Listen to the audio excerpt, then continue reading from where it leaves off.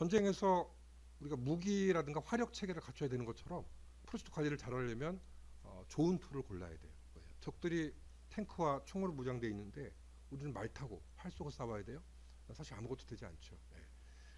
공정 관리를 제대로 해보자라는 취지로 엑셀을 사용한다면 사실은 여러분들이 가지고 있는 경험적 지식, 노하우, 방법론적 그런 지식들이 빛이 발할 수밖에 없습니다.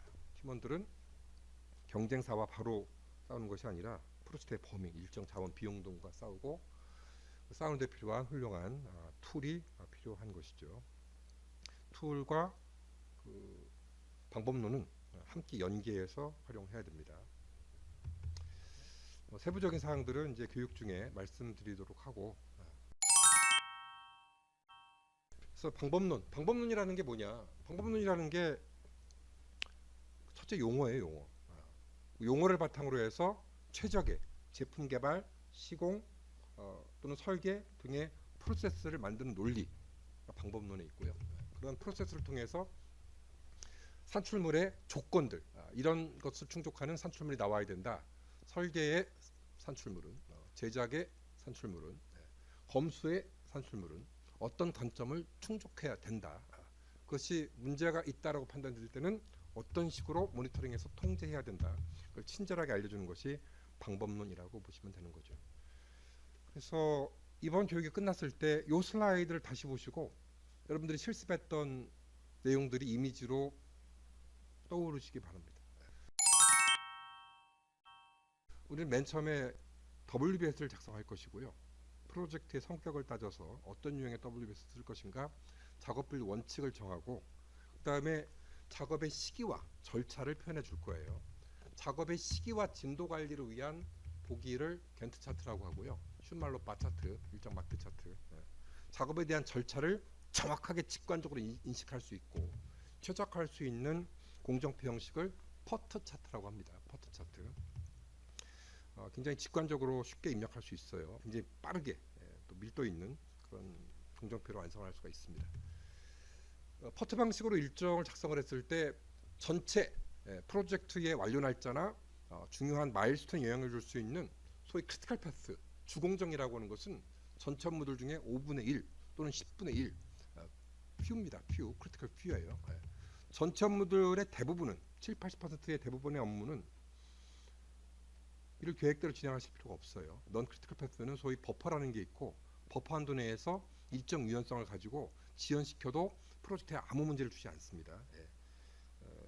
크리티컬 패스에 해당하는 작업들의 일정만 계획대로 준수하거나 단축하기 위해서 노력을 하면 프로젝트의 주요 마일스톤과 데드라인을 모두 맞춰낼 수 있다는 거예요.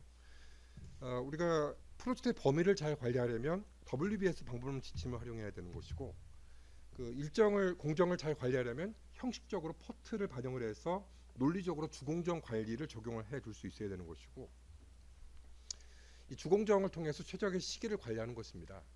선택과 집중. 사실 우리가 엑셀을 활용하면 마치 모든 일정을 계획대로 진행해야 될 것처럼 생각을 하고 이렇게 선택과 집중을 하지 못하죠.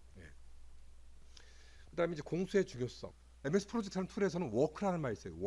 워크로드. 워크라는 게 우리말로 시수, 공수 또는 매너와 맨데이, 맨먼스라고 하는 거거든요. 주관적이라고 하더라도 작업의 양, 공수를 산정하는 것은 공정관리에서 절대적으로 중요해요. 예를 들어서 어떤 작업의 기간이라고 하는 거는 시간의 길이에요. 시작부터 완료까지, duration. 그 duration과 반대되는 개념이 공수인데 공수는 세로 그래프로 표현되는 시간의 양이에요. quantity. 그 공수를 산정을 함으로써 어떤 초과배정 문제를 해결할 수도 있고 프로젝트의 원가를 산정해 볼 수도 있고요.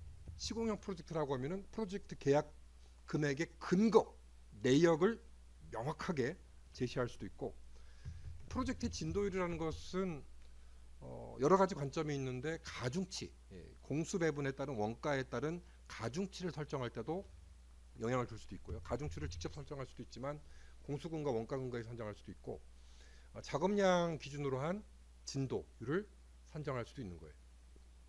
아무튼 그냥 이렇게 생각하시면 됩니다.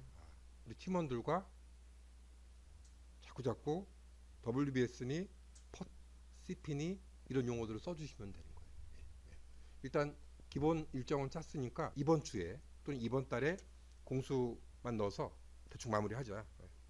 빨리 공수 정리하자. 이렇게 이야기할 수 있으면 됩니다. 그래서 이 용어들은 다 쉬운 개념이기 때문에 MS 프로젝트의 어떤 스타일로 시각화되느냐, 이거를 잘 입력하려면 어떤 테크닉을 쓰면은 이 많은 데이터를 효과적으로 정확하게 입력할 수 있느냐, 그 방법들을 아시는 게 중요합니다. 승인된 목표를 베이스라인이라고 합니다. 승인된 목표. 여러분들 간트 차트에서 입력하는 모든 데이터는 초안이고 계획의 마무리 조치는 베이스라인입니다. 베이스라인을 정하게 되면은 그 이후에는 이제 차이를 분석하게 되는 것이죠. MS 프로젝트에서는 공식적 목표를 의미하는 이 베이스라인의 버전을 20개까지 설정할 수가 있어요. 프로젝트의 계획이라는 게 시도 때도 없이 바뀐단 말이에요. 그러면 그 계획이라는 게 언제적 계획이냐? 바로 지난주 우리 부차장 회의에서 결정했던 계획입니다. 베이스라인. 또는 착수보고 시에 발주처 박상무한테 보냈던 1차 베이스라인입니다.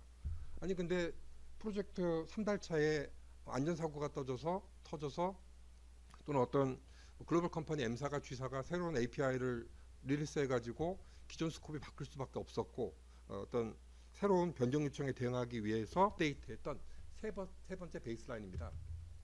이 프로젝트가 계획대로 되고 있느냐 안 되고 있느냐를 따져보는 그 목표를 베이스라인이라고 해요.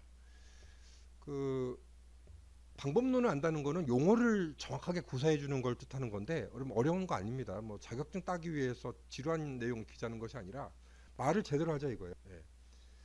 MS 프로젝트에서는 여러분들 사실 플랜이란 말을 안 씁니다. 알고 계셔야 돼요. 플랜이라는 거는 우리가 작성한 초안으로서의 논리를 그냥 플랜이라고 해요. 아이고 작업 이렇게 많습니다. 이건 언제 해야 되고 저건 언제 해야 되고 이게 돈이 얼마가 들어가야 되고 책임자를 누구로 지정해야 되고 우리가 생각하는 내부적인 임시 관점을 플랜이라고 하는 것이고 작성해서 대표님께 본부장님에게 보고를 했어요. 갖다 바쳤어요. 리젝트 났어요. 그럼 계획을 다시 짜야 되는 것이고 승인 났어요. 합의됐어요. 그러면 베이스라인 주 버전을 확정하는 거예요. 베이스라인. 공식적인 계획을 베이스라인이라고 하는 겁니다. 그냥 계획이 아니라 평가의 기준이 되는 확정된, 합의된, 승인된 목표를 베이스라인이라고 해야 되는 것이고 여러분들도 그 베이스라인이라는 용어를 자꾸 써주셨으면 좋겠어요. 아무튼 이 개념이 MS 프로젝트를 통해서 또 이번 교육을 통해서 여러분들에게 좀 자리 잡기를 바라고 이게 기본이란 말이에요. 최소한의 요건. 이 어떤 용어가 낯설다라고 하면 대체 용어를 선택해서라도 활용을 해주셔야 됩니다.